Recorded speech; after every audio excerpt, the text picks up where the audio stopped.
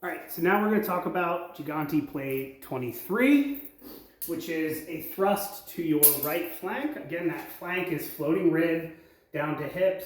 It can come a little higher, but you don't want too much higher than this in that action because it still opens your body up for a cavazione. So if our opponent is attacking our right flank, you might say, well, how is that opening? If I'm on guard, my right flank is pretty dang closed off.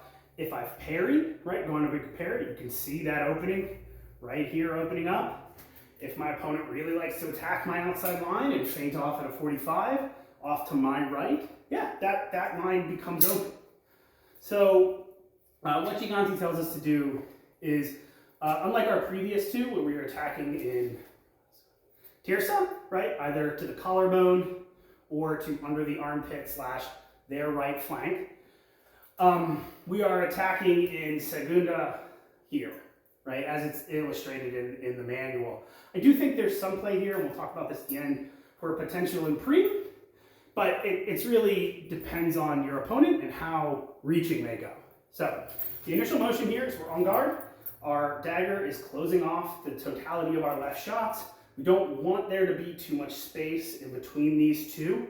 The sword and the dagger in there, right? We don't want a big hole like this. It's actually one of the openings that giganti calls after this, when I'm kind of closed, fairly vertical, right? So say our opponent does something where we go to gain the inside line, right? And we're fighting, again, another right-handed fencer. Go to gain the inside line, we're holding the ear, and they cavazione and shoot for our right flank. Giganti calls to move the blade over, right? We want to close off that right flank and attack our opponent's upper shoulder, their right shoulder, with our hand in segunda, right?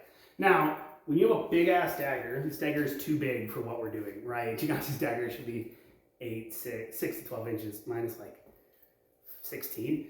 That line becomes pretty hard to close. As you can see, I run into my sword. That's okay. That's also why I tend to throw this in green, because I have a big long fucking dagger. The key is we're setting that line, right? As we lunge, we set and we hit. So you can see that this line of my body is closed, my point is coming across and hitting my opponent, right, who would be stepping outside, hitting them right in the upper right part of their shoulder. So that's the line to practice, right? If we practice that, these have to move in tandem, because if they move separately, right, I'm contacting my own arm. And we don't want that. So these have to move in the same tempo. That is to say, there. Right? Now, again, because of the size of my dagger, and oftentimes the size of the dagger, in SCA and or HEMA, I find it going to preem on that with a step can sometimes be easier. It's a very big commit, and I don't need to do a step, but I can go, boom, right down the grill, right down the center, right into their mask, or fade to somewhere on our gorget, right around here. And I know my dagger is locked out. So my dagger is engaged on theirs. I know my sword is high enough to engage that. If my dagger were the right size, about yay big where I'm holding my hand, it would make just as much sense to attack in segunda and not pre. So the practice for that, right, is just you oftentimes want your opponent or you want your student to gain, see that opening, step, right? Now, again, you can cross step into that if you feel like you have really solid control.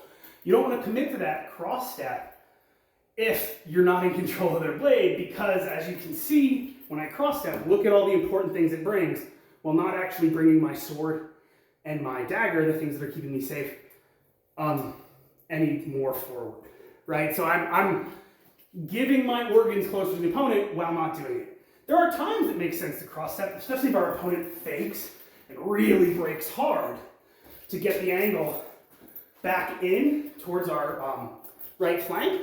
Then yeah, maybe matching their cross step would make sense.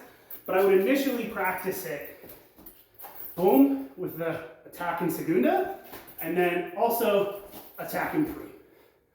So that's that fourth play, or the third play. It comes up fairly regularly, and it is a big commit. But that's one of the ones that we're really doing things. All dagger defenses and attacks should be done in a single tempo. It's called out very specifically. in the translation. But this one, if you don't do it, you're not going to get your sword on their, you're not going to get your dagger on your opponent's sword, and you're not going to control their blade as you hit them.